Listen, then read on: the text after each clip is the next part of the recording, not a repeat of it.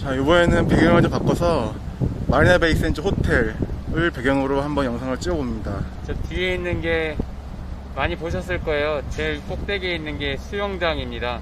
그 지하에는 그 1층하고 2층에는 카지노가 있고요.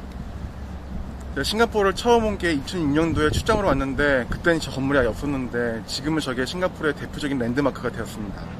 사실 여기 살면 저기는 잘 안 가게 되는 게 굉장히 다 하이엔드만 팔아가지고, 예를 들어서 저기 지난번에 보여드렸던 루이비통 매장하고 안에 들어가면 굉장히 하이엔드 와치들만 파는 곳이라서 사실은 잘 안 오게 됩니다. 가끔 한국에서 누가 오면은 뭐 가는 정도지 뭐 별로 갈 일도 없는 곳인데 그냥 운동하러는 여기 제가 가끔 옵니다. 이렇게 이번 영상은 저희가 한번 그 액티브 펀드에 대해서 한번 까는 영상을 한번 찍어보려고 합니다. 왜냐면은 저 같은 경우는 재테크에 대해서 제대로 잘 모르고 그냥 뭣도 모를 때는 액티브 펀드에 대부분의 돈이 많이 들어가 있었고 결과가 매우 안 좋습니다.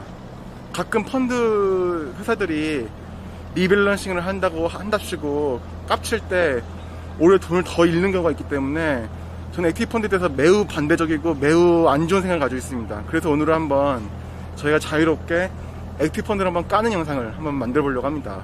뭐 좋은 액티브 펀드들도 있겠죠. 근데 대부분의 액티브 펀드들이 추종 지수보다 더 낮은 성과를 내고 있습니다. 통계적으로 아마 그게 90% 이상의 액티브 펀드가 추종 지수를 못 따라간다고 나와 있지. 그게 보통 1년이면 한 50%, 5년 이상이면 80%가 지수보다 낮지 보통. 그것도 한번 나중에 제가 최근에 찾은 자료가 있는데 한번 보여드리도록 하겠습니다. 아니 추종 지수도 못 따라가는 액티브 펀드가 대부분인데 거기다가 뭐하러 비싼 세일즈 차지, 판매 수수료며 비싼 운용 수수료를 매년 내가면서 액티브 펀드를 들으는 것 자체가 저는 개인적으로 아주 이해가 안 가고 참 잘못된 거라고 생각을 합니다. 근데 그런 거 있을 거예요. 액티브 펀드들 보면 수익률 차트 이렇게 나오잖아요. 근데 항상 벤치마크보다 높게 차트가 형성되어 있는 걸 많이 보셨을 텐데, 그게 왜 그러냐면, 예를 들어서 한국에 투자하는 액티브 펀드가 있다고 가정을 하면 그 펀드의 추정 지수는 코스피 200 100%가 아니고 코스피 200 90% 플러스 콜금리 10%입니다. 그렇기 때문에 일반적으로 그 지수 대비는 높게 형성이 되지만 코스피 200보다는 낮은 성과를 보내는 거죠. 그 부분이 잘 이해 안 가는데? 뭐지? 그러니까 예를 들어서 한국에 투자하는 펀드가 있고 한국에 투자하는 ETF가 있다고 생각을 하면 두 개가 있어요. 이 액티브 펀드의 추정 지수는 한국에 투자하는 ETF가 하는 추정 지수와 다릅니다. 예를 들어서 얘는 90% 코스피 200, 10% 콜금리, 얘는 100% 코스피 200이 추정 지수인 겁니다. 그래서 액티브 펀드의 수익률 차트를 보면 항상 펀드가 지수보다 높게 나오는데 이상하게 코스피보다는 수익률이 안 좋다라고 느끼셨을 텐데, 그 이유가 바로 이겁니다. 얘가 추정하는 지수는 100% 코스피 200이 아니고 코스피 200 80에서 90%, 그리고 콜금리 10에서 20%.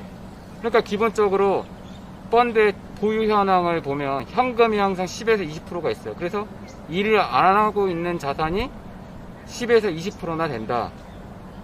그렇기 때문에 아주 운용을 잘한다고 하더라도 10에서 20%만큼은 수익률이 코스피보다는 낮게 나올 수밖에 없는 구조인 겁니다. 가장 큰 이유가 그럴 거고, 또 하나는 액티브 펀드를 운용하는 펀드 매니저가 시장, 곧 미스터 마켓이라고 부르는 시장보다 더 낮게 판단할 수 있다? 그거는 절대 장담할 수 없습니다. 그것도 또 하나의 원인일 거고, 그래서 저희가 소중한 돈으로 투자를 하는데 펀드 회사의 운용 수수료만 매년 나가는 거는 참 저는 아깝다고 생각을 합니다. 예를 들어 구글에 타임 더 마켓이라고 쳐보세요. 쫙 나오거든요. 타임 더 마켓. 타임 더 마켓. 이게 얼마나 부질없는 짓인지를 구글에서 많이 알려줄 겁니다.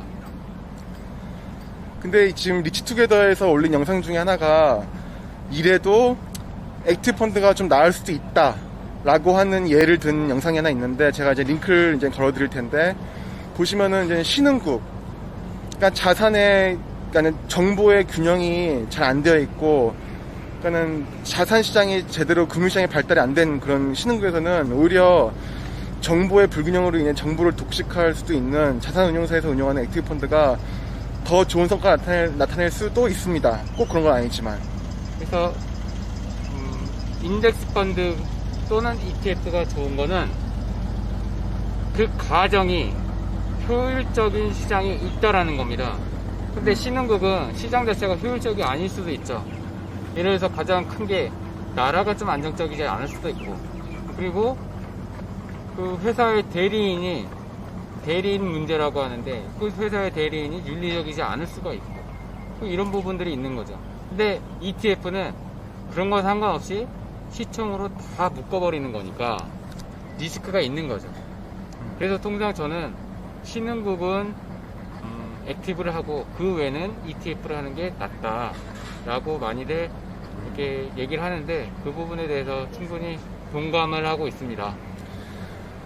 그래서 액티브 그러니까 펀드를 구매하는 목적이 분산 투자일 텐데, 분산 투자를 위해서 펀드를 구매하고 싶은 분들은 액티브 펀드보다는 이제는 패시브 펀드인 ETF 또는 인덱스 펀드를 이제는 저희는 추천드리는 걸 영상을 찍고 싶어서 이렇게 한번 해봤습니다.